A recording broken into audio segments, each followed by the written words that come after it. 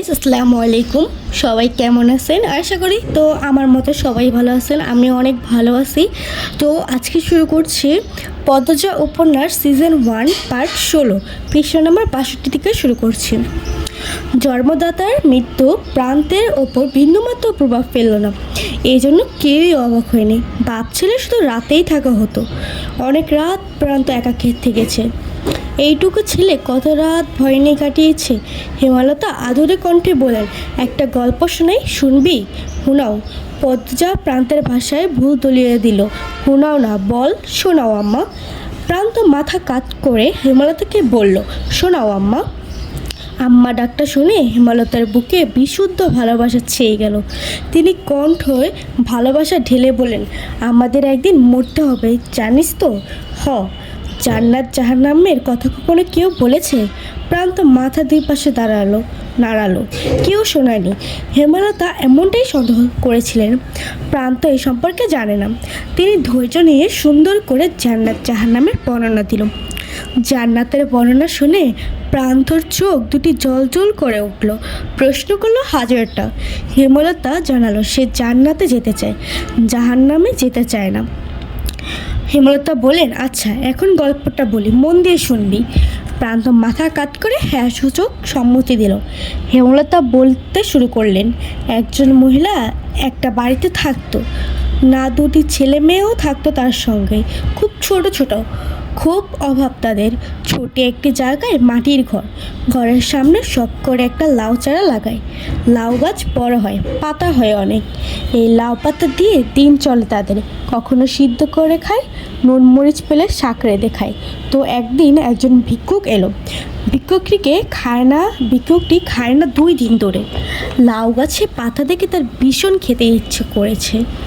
লাউ গাছের মালিককে ভিক্ষুক বলে লাউ পাতা দিয়ে রেঁধে খাবে।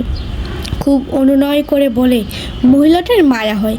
ভিক্ষুক মহিলাকে কথা শোনাতে কয়েকটা লাউ পাতা ছিঁড়ে দেয়। তার কয়েকদিন পর লাউ গাছের মালিক মারা যায়। গ্রামবাসী সহ মসজিদের ইমাম মিলে দাফন করে তাকে।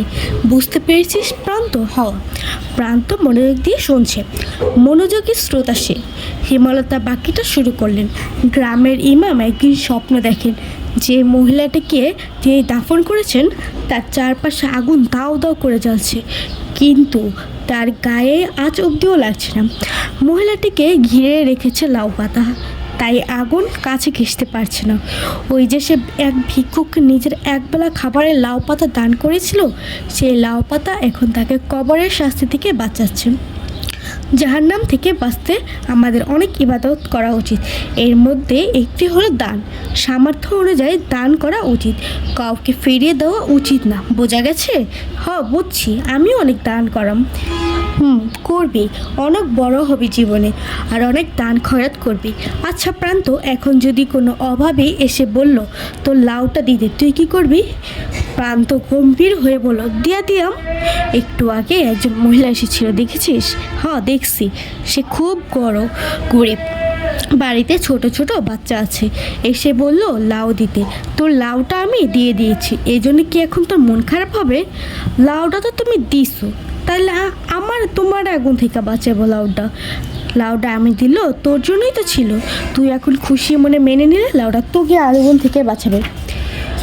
হেমলতার কথায় প্রান্তর চোখ মুখে দীপ্তি ছড়ায়। পরপরে মুখ গম্ভীর করে প্রশ্ন করলো, একটা লাউ কেমনে বাঁচাইব আমারে?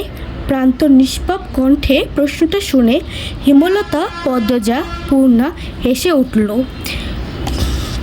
পদ্মজা বলল, কয়টা পাতা অনেকগুলো হয়ে মহিলাটাকে বাঁচিয়েছিল, তেমন একটা লাউ অনেকগুলো হয়ে তোকে বাঁচাবে। প্রান্ত একটার পর একটা প্রশ্ন করেই যাচ্ছে। হেমলতা হেসে তার উত্তর দিচ্ছে। পদ্মজার হুট করেই প্রান্তর থেকে চোখ সরে হেমলতার ওপর পড়ল। মা হাসলে সন্তানদের বুকে যে আনন্দের ঢেউ ওঠে তা কি মায়েরা জানে? পদ্মজয় আদর্শ তার মা। সে তার মায়ের মতোই হতে চায়, হুবহু মায়ের মতো। 5 দিন শেষ। শুটিং দলের মধ্যে খুব ব্যস্ততা। সব কিছু গোছানো হচ্ছে। তাড়াহুড়া করে 5 দিনে শেষ করা হয়েছে শুট। লিখন উঠানে চেয়ার নিয়ে বসে আছে। চিত্রা এসে তার পাশে বসলো।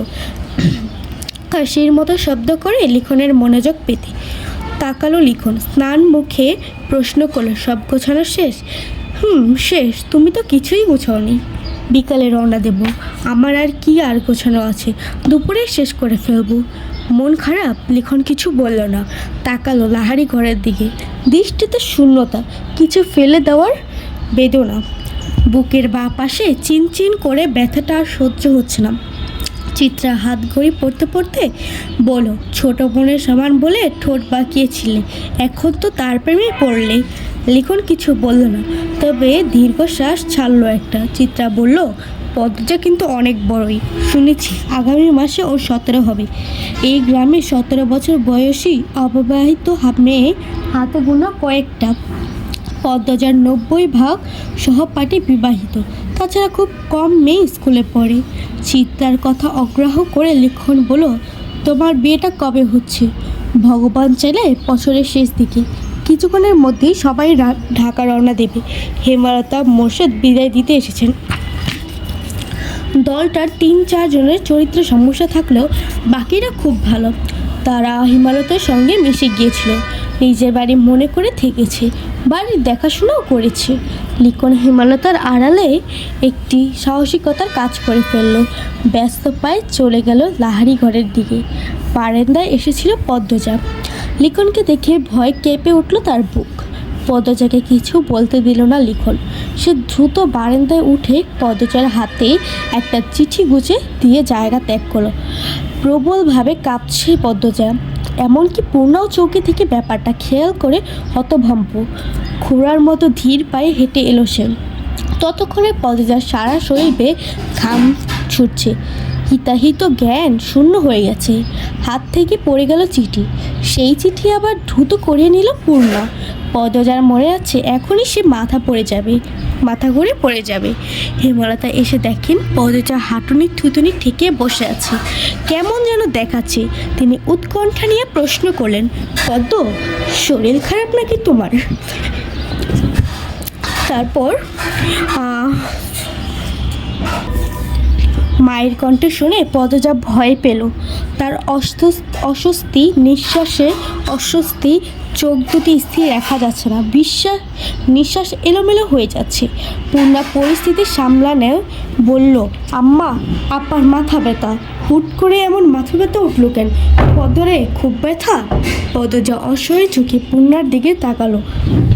আকস্মিক ঘটনার সে ভেঙে পড়েছে, ডান হাত কাঁপছে অনবরত। হেমলতা চোখ ঘুরে দুই মেয়েকে দেখলেন। এদের হাবভাব হঠাৎ সন্দেহজনক লাগছে। তিনি কঠিন স্বরে প্রশ্ন করলেন, কী লুকাচ্ছিস দুজন? কেউ এসেছিল? মায়ের প্রশ্নে পদ্মজার চেয়ে পূর্ণ বেশি ভয় পায়। হাতের চিঠিটা আরও শক্ত করে চেপে ধরল সে। কী লেখা আছে না পড়ে এই চিঠি হাতছাড়া করবে না সে।